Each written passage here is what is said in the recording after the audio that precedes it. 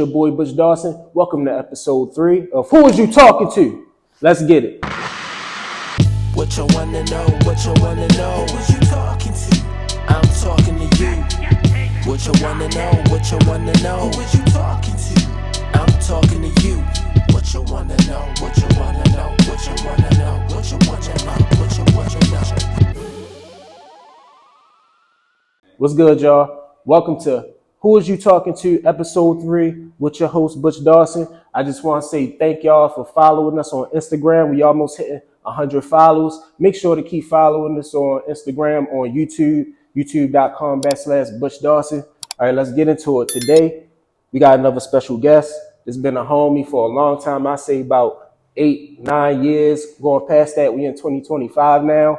This man is a wonderful lyricist, wonderful artist, the hook king out this bitch. Ladies and gentlemen, I want to introduce y'all to Icce. What's good, bro? What's up, baby? How you feeling? So what's been going on with you? What's life like? Like when the last time we seen each other, bro?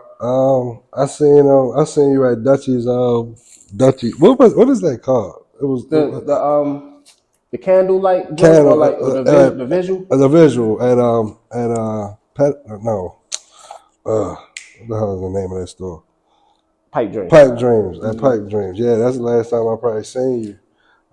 Last time we seen each other, chatted up for a while, and that's when I asked you, like, I remember exactly, because that's when I asked you, like, what keep you going with this shit, like, that's the last time, and it's like, I know we recycling this because something happened with the camera, but I was thinking, like, I was going all the way back to the Why Not Lie, and I just want to make sure I see this on camera, but yo, I really appreciate you and Soda for like helping me out through that situation, like when I was depressed, down and out and shit, y'all was like the only niggas who hit me up like that instant, like checking on my mental. So I definitely want, like, I really appreciate y'all for that, and that shit meant so much to me. 100%, because we came up in this shit together. So it's like, you know, I gotta check on your mental first before I worry about with the rest of the Instagram world. You feel we've been doing this shit before it wasn't Instagram. You get what I'm saying? So it's like at the end of the day, I know it's tough. No, that's real shit. It's tough, and you're a person at the end of the day, just like we people. So it's like, you know.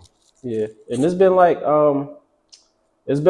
3 or 4 years. Like I know since then, like what it was 2021, you dropped your self-entitled project, not Mr. Freeze, Icce, and then, you know, fast forward to 2025, you dropped Mr. Freeze. So what was that break for? Because I know it's different for a lot of artists as far as it's like we won't know from the outside, but you know, like you got different artists who take these long breaks. It may be 3 years, or Frank Ocean or like Andre 3000, they taking 9 years to put out a project. Like, what was the break for you?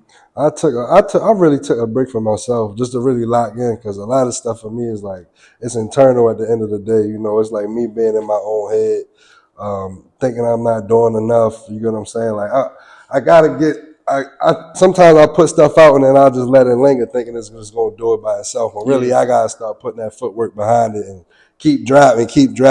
And like, a lot of people be in my ear all the time, like, oh, you gotta stay in their face, But what a lot of people don't understand is, like, sometimes I gotta process life in order to say this shit on the track, because I put it out there. You get what I'm saying? And it's crazy. I just seen an interview today with Wiz Khalifa, and he was talking about he was on the stream with like Platboy Max, talking about how he never ran out of writer's block, right?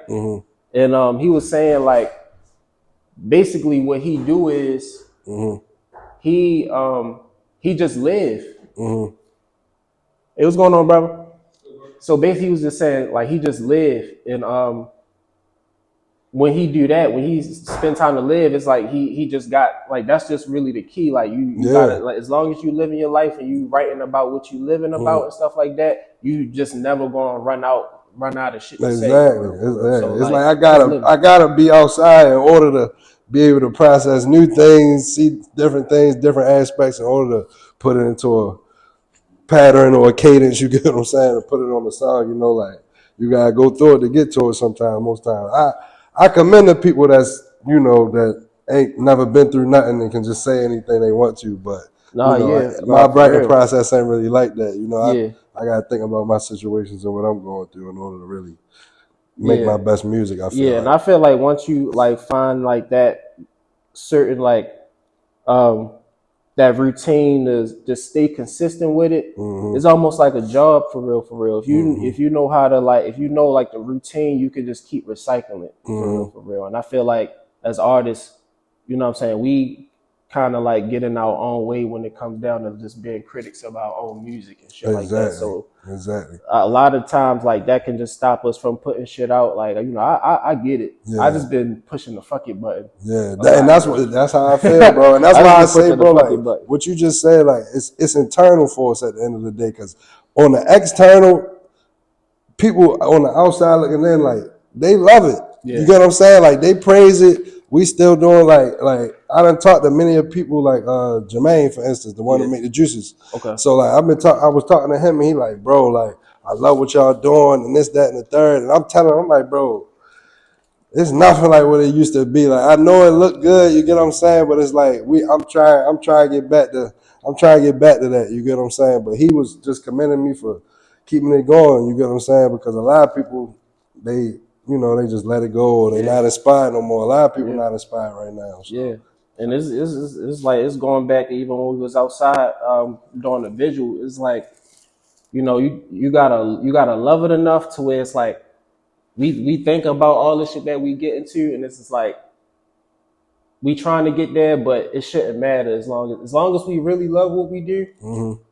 Like it's all of that shit gonna come to us. So I just been trying to have that mentality and just like I've been loving this shit, and sometimes it's like I find myself like I wouldn't say not falling in love with it, but like it'll be like a certain distance where my love for it wasn't like how it used to be. Right, basically like I love it, but I'm not in love with it. Yeah, and I would do certain things like if I find a new beat or like it'd be certain shit in my I get that feeling again, and it's like now I'm trying to like just reach that feeling every time, and it's like it's that love for that shit. And that's what dropping helps me with. Like when I finally drop like a project, and then I get the feedback, and then it's like, and people are actually like tapped in, and I'm seeing all the Instagram stuff, the stories and all that. Like that's when it's like it just give me a little booster. Where as though it's like, all right, like I can kick it up a notch. You get what I'm saying? No, that's fine. So like with Mr. Freeze, and even like all the projects, like I love your projects, and they real cohesive. Like they not that long.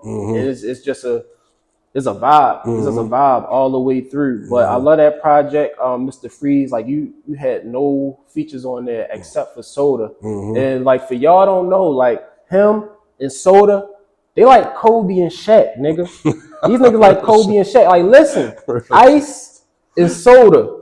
Ice is, I know y'all get that a lot. I know you used to get that shit a lot. But like real shit. Explain how y'all met up. Through a mutual friend, my man Marty, back in the day, he took Sos to Shea House, and me and Sos, once we, just through mutual friends, like I ended up meeting him through him. You get what I'm saying? And like it was like, you feel me? Once we felt each other out, you know, I got a feeling out sometimes. But once we start locking in, like we ain't look back, bro. Like that's been my brother since before music, you know what I'm saying? Before we even start getting into the studio together, you know, it's like it's loyalty, you get what I'm saying? Yeah, how long was that? Since what year was that since y'all like first met? We probably met like 2010.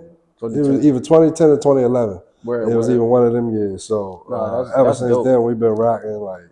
And it'd be so hard to keep friends that long. Like I be thinking about it. Like 100%. I know some niggas who got they friends with niggas who they was cool with since like elementary. Yeah. I'm like, damn, nigga. And I be loving to see it. Like when I see girls with like they old homegirls that they been with since school, I love to see it because it's like, damn, like y'all still rocking. You get what I'm saying? Like it's good to see that. Yeah. You feel me? Like what? Because of course, if you've been friends with somebody for as long as I've been friends with them, of course, me and him, we had plenty disagreements. You feel me? Plenty misunderstandings, fights, whatever you want to call it. But we love each other and respect each other enough to where as though we know that shit is genuine and it's coming from the heart. Yeah. You get what I'm saying? Like I feel like a lot of times your quote unquote friends, like you gotta watch it because sometimes like you know when something's coming out of love and when it's not. Yeah, exactly. Yep, when it's coming from like a hateful place. Yep. Mm-hmm. You get what I'm saying? Like I feel like a lot of people like they come from a hateful place to where as though it's like, I can peek that now. You get what I'm saying? Where it's like you don't got my best interest at heart. You telling yourself you're my brother or whatever the case is, but bullshit. Yeah, bullshit. Don't be the case for real. No, that's what's up. So let's take it back. Let's take it all the way back to gold season for real, because I feel like everybody got a different experience with gold season. But explain to everybody like what that experience meant to you, and even just that refreshing momentum that we had in Baltimore as like just young underground artists. Gold season created the monster, bro. I feel like, you get what I'm saying? Like, gold season is what really created the monster, like, because for us to put that together, everybody to show out, like, the energy to be there. I think we had encore. They called for a Gorillas encore at that time. Like, nah, that was crazy, bro. Like, that was I was walking past it the other day, like, bro, like, this is what really started it. Like, you get what I'm saying? Like, you just kind of had them surreal moments where it's like, when you really in the moment and it's just like, damn, you get what I'm saying? Like, gold season was that, because that was really before Baltimore had a rap scene. You know what I'm saying? Like, it was before that. And it was like that first taste of like probably what it felt like to be on some kind of level as like feeling solidified as an artist or a performer, you know what I'm saying? And just getting like a little taste of that. The real one, not like some open mic show in Baltimore or some shit, nigga. We was doing the real shit. Like, as far as like being young niggas doing that, like, all right, we backstage. Smoking, you know what I'm saying? 100 niggas on stage, getting away from security and shit. Like, he was doing all the shit that like we kind of was like dreaming about, and that was like our first time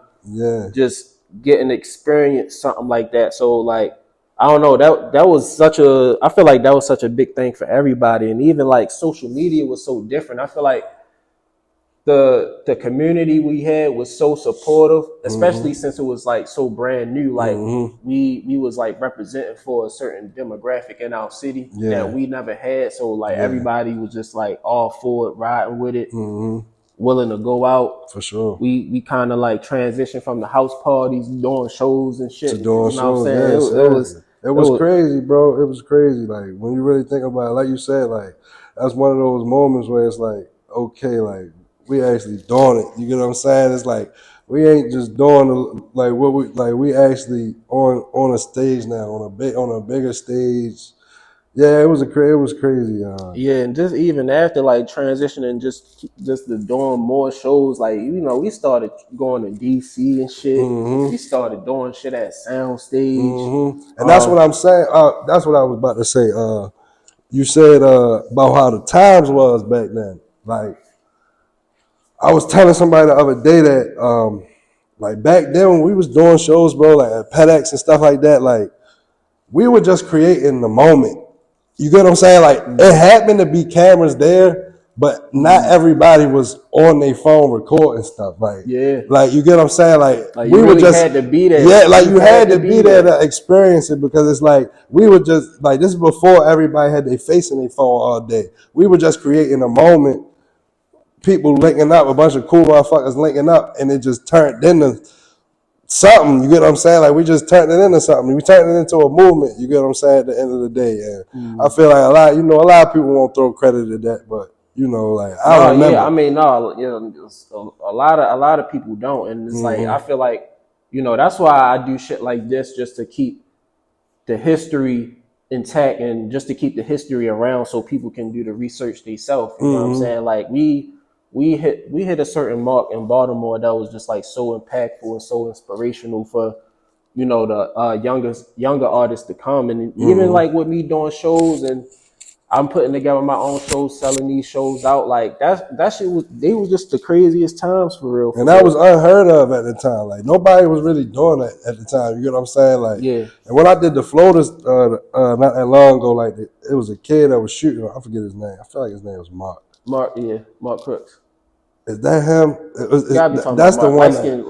Light skin kid, right? Mm-hmm. He was like, "Yo, like y'all music was the first thing that popped up when I was looking up Baltimore music when he first moved down here when he was 14 or something like that." You know what I'm saying? That is crazy. Yeah. So that shit is just was an impactful time, and I like to hear that experience from like everybody who I be talking to or just brushing past and shit like that, because it's like you can't forget, and I feel like that shit it can be resurrected again. Like I know I've been chilling on shows and shit like that, but I'm gonna end up doing them again soon for real. Yeah. Like I don't know if you know, but I retired. I like publicly said I retired from shows. From shows, yeah. And it's one of them things. Like I love performing, bro. Like I really I genuinely love performing. I don't do it for the clout. I don't do it just to be having niggas on stage trying to have this good time. Like I like to genuinely like rap live for the people, get their reactions and all of that. And I felt like a lot of it wasn't like it's the performance. The art of it is just not really appreciated. What the fuck I just tell you, I just said that to him. And it's I just told him. And it's just like I'm on some Jordan shit. Like I will probably step away from that and like take my time with any other passions that I have doing. But like I'm gonna come back to it someday. But it's out when I do, like I know it's just gonna be crazy. Like for sure. And that's what I was telling him. I literally, before you came in, I was telling him like, I don't plan on really doing no shows this summer until I get back to where I feel like it need to be. You know what I'm saying? Like, and I'll know when it is. Like, I could throw a show and it could be lit. Don't get me wrong, but like, I needed to be more than what I'm expecting. I needed to exceed my expectations. You get what I'm saying? Yeah. And so it's all that shit. This is important, bro. For sure. All right, so. This a random ass question, but like you've been growing your hair longer than me, but I'll be asking this for like niggas with long hair, especially you. Like, do you think you ever gonna cut your hair? Yo, I ain't gonna lie, I had like a little epiphany like the other day, like bro, I'm about to cut. No, I be having them too, bro. I have them all the time, yo. But I be like, yo, I'm gonna look crazy as hell when I cut my hair. But then I'm like, it's gonna come a point where I will though. Don't get me wrong, it'll come a point where I will. When I hit like that good old grown man, I got gray hair, I probably get a cut. That's when the niggas start turning they shit to dreads and shit. Yeah, I ain't gonna go that way. Like Snoop Dogg dreads is like, bro, like love Snoop Dogg to death, bro. Started back here. No, I definitely feel what you're saying. Like my dad, I don't even know.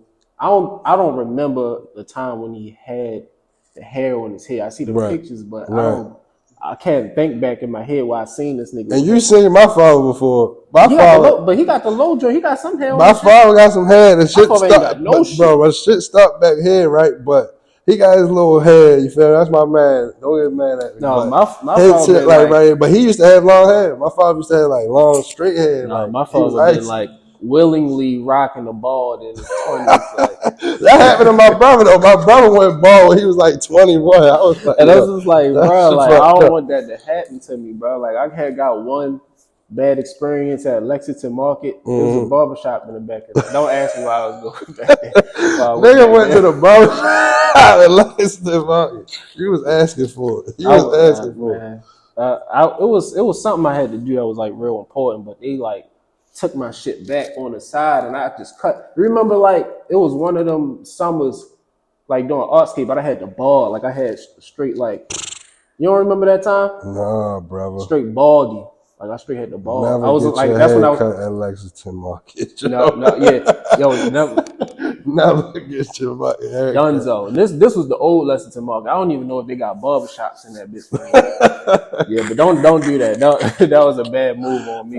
For real. Cut all my shit off, yo. I had to start over. Yeah. This when I was living at the Bell and shit. Oh, for real? Okay. And that's what started all this. But I be thinking that because it's like I don't think I'm gonna ever cut my shit, bro. Right. I ain't really trying to go bald until like yeah, maybe if I get older and it's like, you know, the bald shit really looking cool on my middle-aged body and shit, I'm like, all right, I'm fucking with it for real. But no, I ain't never cutting this shit off, man. Yeah, Fuck no, that, bro. I be thinking about doing like, if I was to like stop doing braids, I would probably just do it like how my father used to do it. He literally had it long out, like on the max B tip. Oh, word, Like he was like wearing it like that. I would think about that, but straight cutting it, bruh, my head, bro. Where? All right, cool. Right.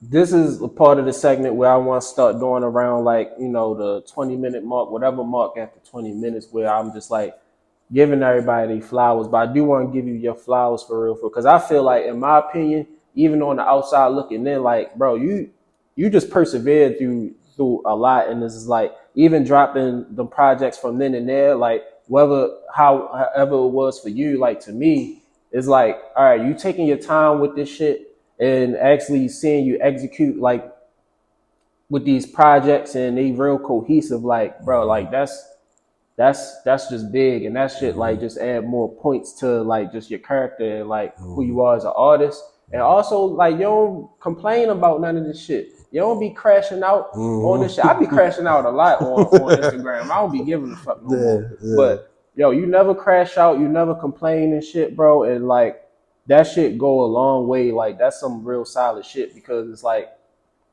you know, like it's real humble, real genuine people. Like they really just deserve all of that shit when they just stay humble, and also just not complaining. Like you just gonna keep going and keep pushing for real. And like I take a lot of that, even though like it's almost like wisdom that don't even have to be said for real. Right. But I take that and I apply a lot of that shit to like even the shit that I got going on and everything. And I'm just like, bro, I'm not gonna complain. I'm not going to expect anything. I'm gonna just keep that shit going, keep it moving. Like I already know the right things to do for real. So let me just apply myself and not just like worry about all this shit that's just, because I know it's like, yeah, it'd be a lot of internal shit, like shit in my head. You know what I'm saying?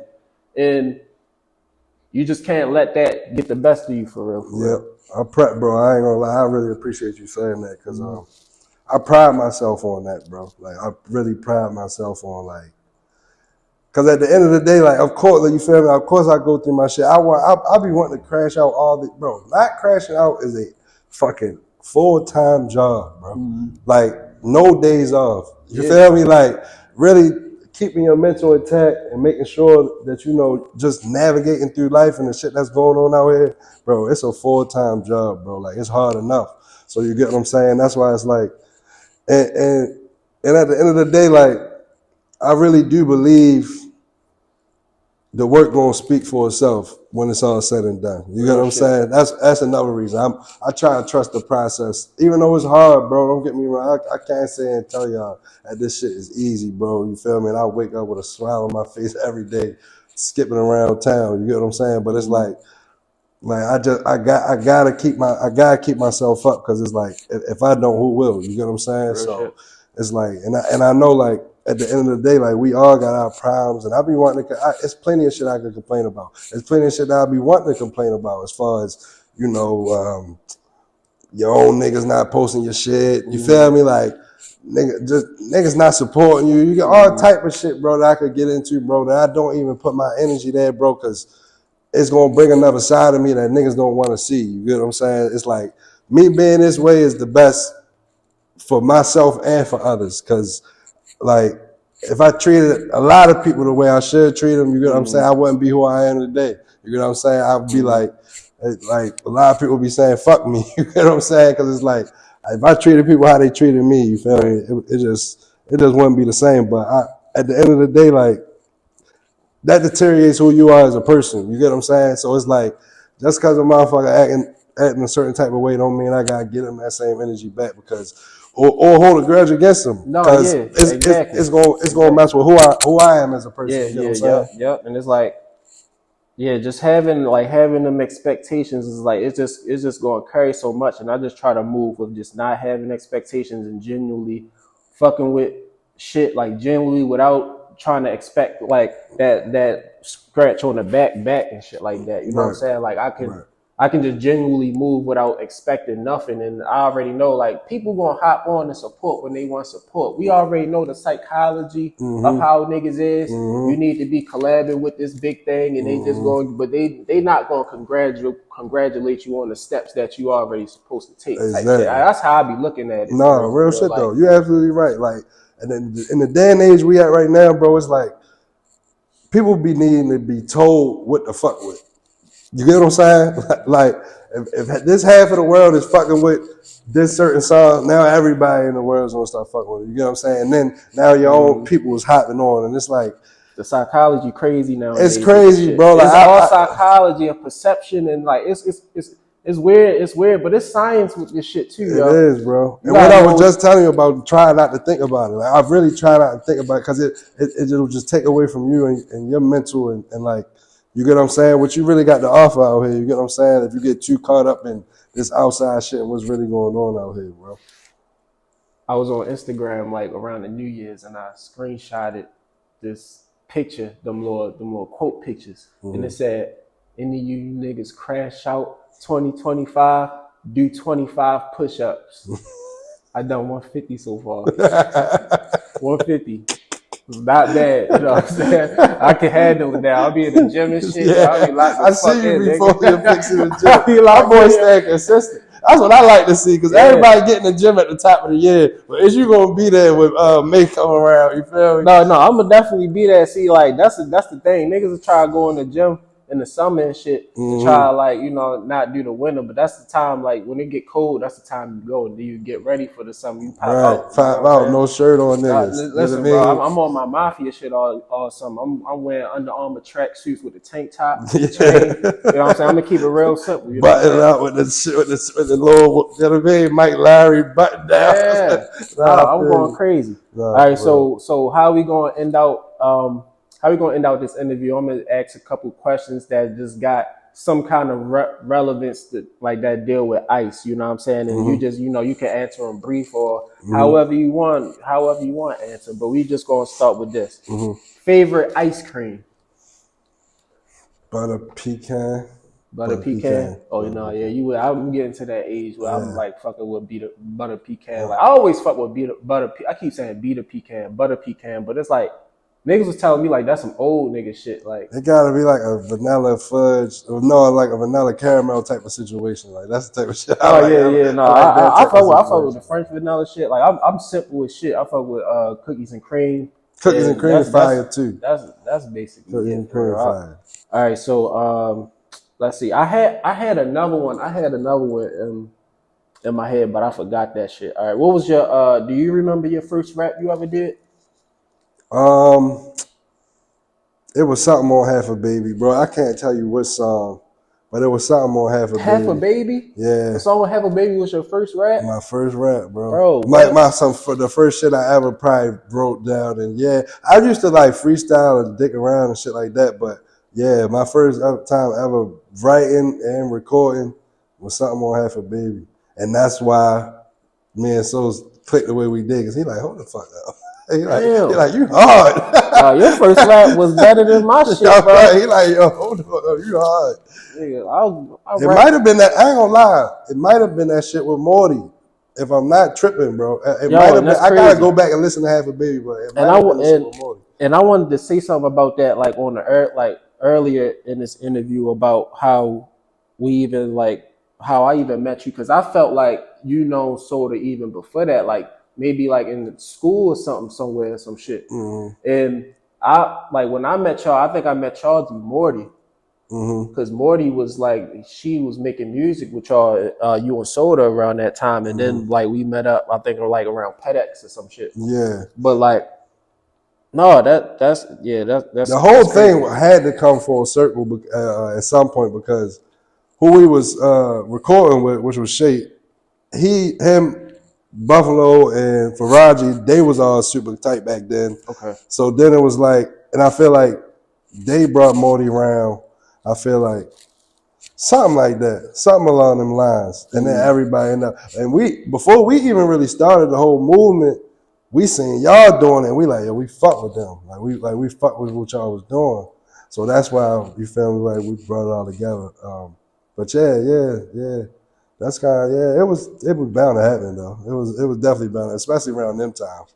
I feel like we was like the two collectives, like with the most motherfuckers that was really rapping and putting shit out, just putting content out. Yeah, that shit just needed to happen. Even like the Gorillas joint, like that was just even big, and that shit getting on World Star, like all that shit was just like crazy. That was huge back then, bro. That was huge back then. Even y'all, that freestyle y'all did, that went crazy back then. The green joint, that was crazy. That was on the radar before, like, on the radar. Nah, for real, I should put that. People gotta do their Googles. People gotta do their Googles. I might have to post that. I might gotta post that shit again. For real. That's why I be trying to tell people, bro. Like, we done probably already made it like 2-3 times, bro. we just keeping it going. You know what I'm saying? Like, we done already made it. You know, everybody got their different perception of what making it is. You feel me? Making it for some people is being famous as you can be. Making it for some people is being able to take care of yourself and take care of your family. They might not got all the fame. You know, it's so many different like levels of rappers. You know, you got your Currencies who. Currency will be straight forever, but he ain't like the most talked about artist. Right, but he got a fan base to where he good. He eating good. He got a solid fan base. That's all you need. Exactly. That's kind of this way I'm getting to. I feel like I don't want to be the biggest artist in the world. Like I just want to be big enough, or just where I can be able to take care of myself, fund my vision, still be able to do like all the creative things I want to do, and just stay out the way. Yeah, you know what I'm saying? For sure. All right, so like, what could we expect for the rest of 2025? Like, I know you want a press run right now, but what are we expecting for the rest of this year? Pressure, straight pressure. Like I'm telling you, that's all I can say. Everybody telling me if I really go hard at it for a year, you know what I mean, and continue and just keep my foot on their neck, they think I can go. You feel me? Like, so I'm really, and people have been telling me that since I started this shit, but I always been 1 foot in, 1 foot out. But now I'm really trying to like put both feet in and be like, all right, like everything else comes second. You get what I'm saying? Like the parties, the fun, all that stuff comes second. I don't need to keep celebrating nothing. You get what I'm saying? Definitely just keep your foot on the gas. As long as you plan shit, you can be able to put time towards any other thing you want to do for real. For real. That's really all it is. It's like we get older, like time is just more important. So it's just more important to plan and just have a schedule for real. But like, let everybody know where they can find you and where to go at on as far as like social media and music and anywhere for real. Icce on all streaming platforms. Just dropped Mr. Freeze. Icce 33 on Instagram. I think the TikTok Icce_ and Twitter like Icce Maine MANE. So follow me on all that good shit. I'm dropping all year. Pressure applied. I ain't got too much rap. I'm just putting it out there. You heard what the fuck he said. And there we have it, y'all. This is episode 3 of Who Is You Talking To. I really appreciate y'all for tuning in. Make sure y'all follow us. Get us to 100 followers, please. Get my man 100 followers. Yo. We need it. We need it on Instagram, and keep following us on YouTube. You know what I'm saying? We running it up on there too, and I just appreciate y'all for checking this out. We got the mics together, so we back on the mic biz for real. Keep tuning in. Appreciate you again, Ice, for stopping by. Love you, bro. Love you too, my nigga. And I see y'all in the next 2 weeks. It is what it is, motherfucker. Peace out. Episode 3. Yes, sir, Ski.